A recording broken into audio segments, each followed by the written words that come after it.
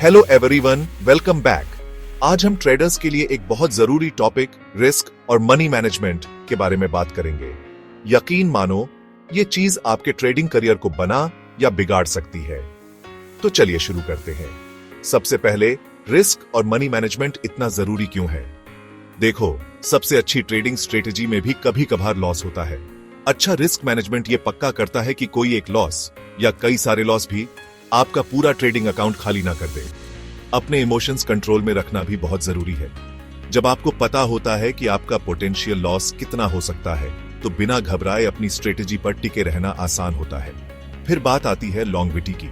सही money management से आप लॉस के दौर से निकल सकते हैं और प्रॉफिट वाले दौर का फायदा उठा सकते हैं और ज्यादा समय तक ट्रेडिंग में बने रह सकते हैं। याद रखो, ट्रेडिंग प्रोबेबिलिटीज के बारे में है, गारंटी के बारे में नहीं।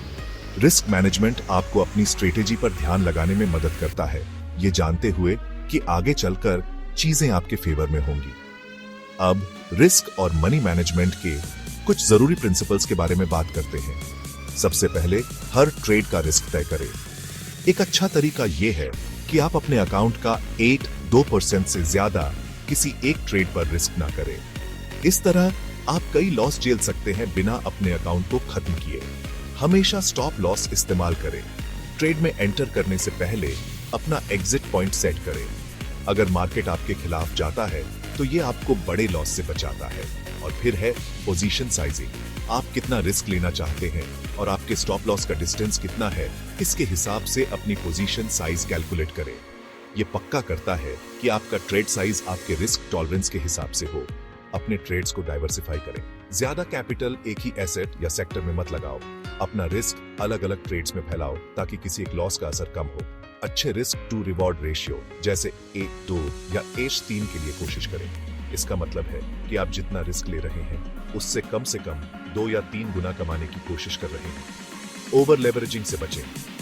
लीवरेज प्रॉफिट को बढ़ा सकता है, लेकिन ये लॉस को भी बढ़ा सकता है।